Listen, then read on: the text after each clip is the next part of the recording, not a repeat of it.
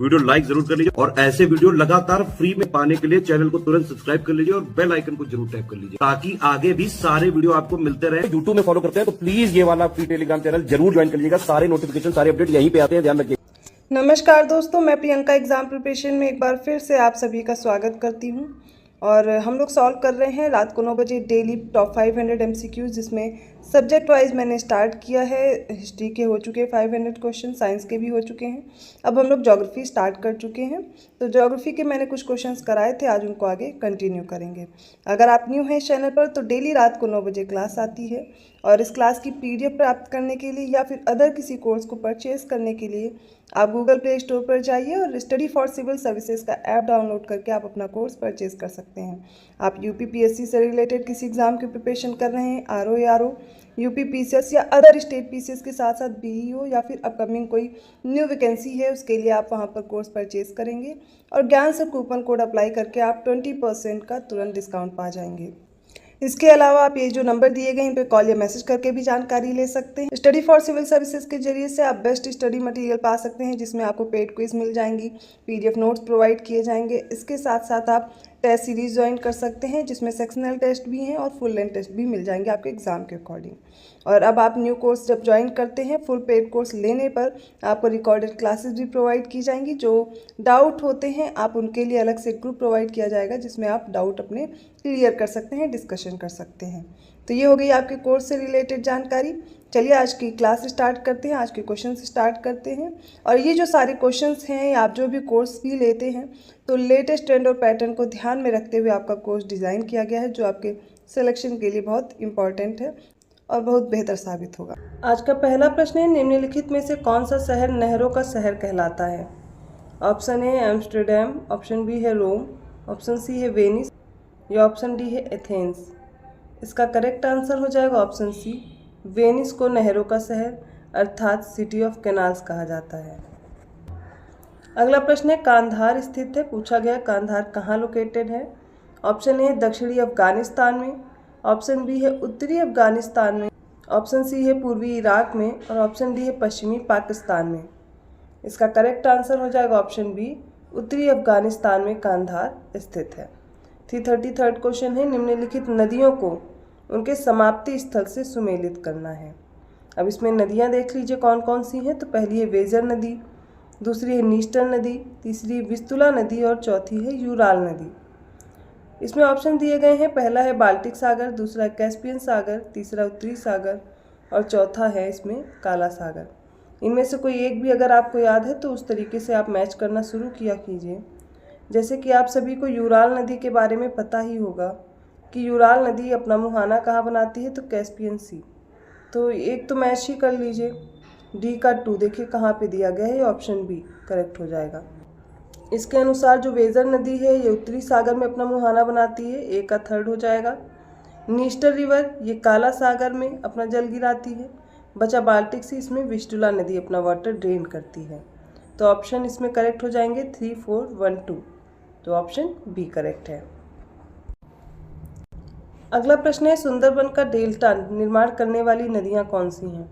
Option A Ganga और Brahmaputra, option B है गंगा और झेलम, ऑप्शन सी है सिंधु और झेलम और ऑप्शन डी है गंगा और सिंध। इसका करेक्ट आंसर हो जाएगा ऑप्शन ए गंगा और ब्रह्मपुत्र। 335 क्वेश्चन है, निम्नलिखित में से कौन सी फसल बराक घाटी की महत्वपूर्ण फसल है? ऑप्शन ए है जूट, ऑप्शन बी है चाय, ऑप्शन सी है गन्ना और ऑप्शन डी है कपास।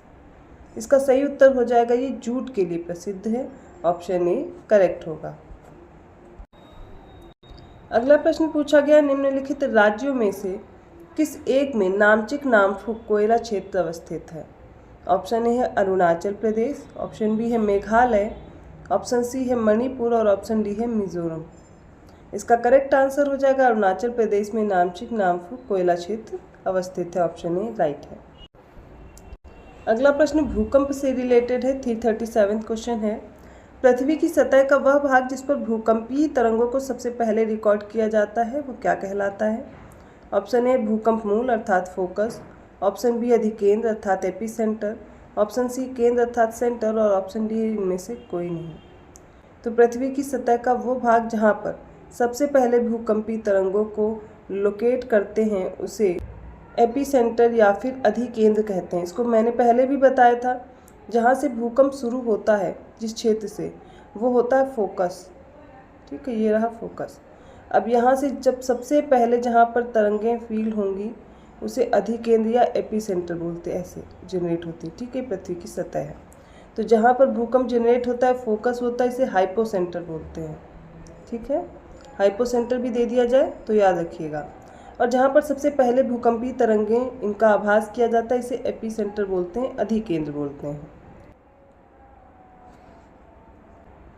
338 क्वेश्चन है, अफ्रीका की कौन सी नदी मकर रेखा अर्थात ट्रॉपिक ऑफ कैप्रिकॉर्न को 2 बार काटती है? ऑप्शन ए है कॉन्गो, ऑप्शन बी है लिम्पोपो, ऑप्शन सी है नाइजर और ऑप्शन डी है जाम्बेजी। इसका करेक्ट उत्तर हो जाएगा, करेक्ट आंसर आप ऑप्शन बी करेक्ट करेंगे, लिम्पोपो। तो लिम्पोपो ट्रॉपिक ऑफ कैप्रिकॉर्न को 2 बार कट करती है, कॉन्गो इक्वेटर को 2 बार कट करती है और माही रिवर ट्रॉपिक ऑफ कैंसर को 2 बार कट करती है। अगला प्रश्न है, सवाना का सबसे ज़्यादा विस्तार कहाँ पर है?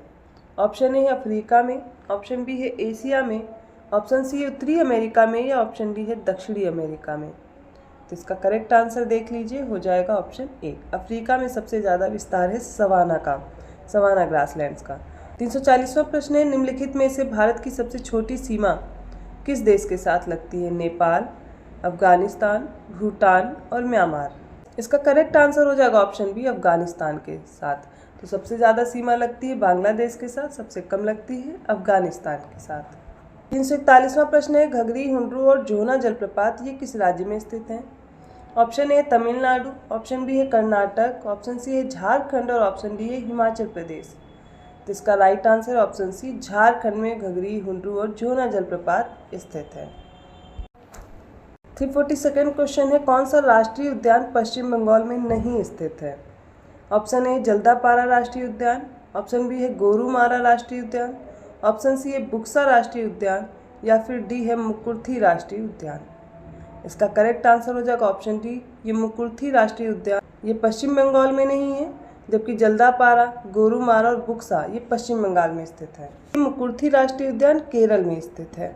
343 क्वेश्चन है, मलाना हिल्स किस राज्य में है? ऑप्शन ए है Ladakh, option B Himachal Pradesh, option C है केरल या ऑप्शन डी है नागालैंड। तो मलाना हिल्स स्थित है, ऑप्शन बी करेक्ट होगा, हिमाचल प्रदेश में।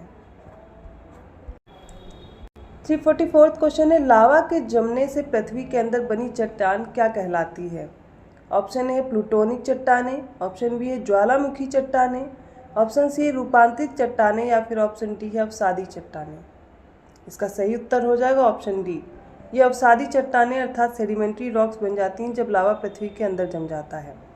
345 क्वेश्चन है, रिंग ऑफ फायर निम्नलिखित में से किससे संबंधित नहीं है?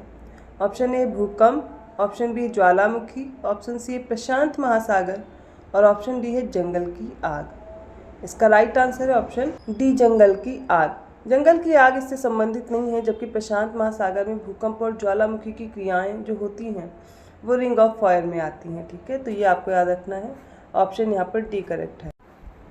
346 क्वेश्चन है, निम्नलिखित में से किस महाद्वीप के कुल क्षेत्रफल में मैदानी भाग का प्रतिशत सबसे अधिक है? ऑप्शन ए है एशिया, ऑप्शन बी है यूरोप, ऑप्शन सी है उत्तरी अमेरिका और ऑप्शन डी है दक्षिण अमेरिका। इसका राइट आंसर हो जाएगा ऑप्शन बी, यूरोप में।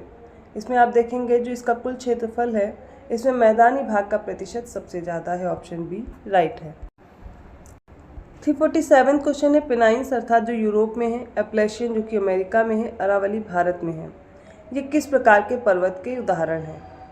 ऑप्शन ए है यंग माउंटेन्स के, ऑप्शन बी है ओल्ड माउंटेन्स के, ऑप्शन सी है ब्लॉक माउंटेन्स के या ऑप्शन डी है फोल्ड माउंटेन अर्थात वलित पर्वत के। इसका करेक्ट उत्तर हो जाएगा ऑप्शन बी है, ये एक तरह के पुराने अर्थात ओल्ड माउंटेन्स हैं, ओल्ड फोल्ड माउंटेन्स हैं। ये रेजिडुअल माउंटेन्स की कैटेगरी में आते हैं जो अब लगभग खत्म होने की कैटेगरी में। इसमें सबसे पुराना अरावली पर्वत है। 348 क्वेश्चन है, दक्षिण अमेरिका में खनिजों का भंडार गृह कौन सा क्षेत्र है? ऑप्शन ए है ब्राजीलियन प्लेट्यू, ऑप्शन बी है बोलिवियन प्लेट्यू, ऑप्शन सी है ओरिनोको बेसिन या ऑप्शन डी है पेटागोनियन प्लेट्यू। इसका करेक्ट आंसर हो जाएगा ऑप्शन डी, पेटागोनिया का पठार ये खनिजों का भंडार गृह है दक्षिण अमेरिका में।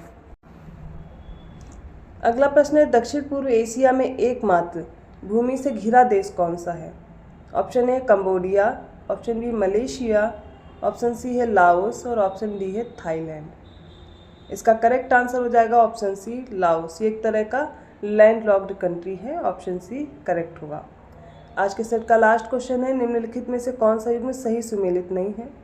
इसमें आपको कुछ कंट्रीज दी गई हैं और उनकी कैपिटल दी गई हैं। तो गिनी बिसाऊ की बिसाऊ दी गई है, ऑप्शन बी है ताइवान की ताइपे, ऑप्शन सी है मालदीव की मलाबो और ऑप्शन डी निकारागुआ की मानागुआ। इसमें कौन सा करेक्टली मैच्ड नहीं है ये बताना है। राइट आंसर हो जाएगा ऑप्शन सी, मालदीव की माले होती ना कि मालाबो। ऑप्शन सी करेक्ट है। तो ये ज्योग्राफी के कुछ इंपॉर्टेंट क्वेश्चंस हो गए जो हम लोगों ने देखे। आई होप आपको समझ में आए होंगे। किसी भी क्वेश्चन में किसी भी प्रकार का डाउट है आप कमेंट करके पूछ सकते हैं। आपके जो भी सुझाव हैं वो भी हमें बता सकते हैं। अगर अभी भी आप कंफ्यूज हैं अपनी प्रिपरेशन को लेकर के तो बिना देर किए आप गूगल प्ले स्टोर से स्टडी फॉर सिविल सर्विसेज का ऐप डाउनलोड कर लीजिए और अपने कोर्स को आप परचेज करके ज्ञान सर कूपन कोड अप्लाई करेंगे 20% का तुरंत डिस्काउंट भी मिल जाएगा।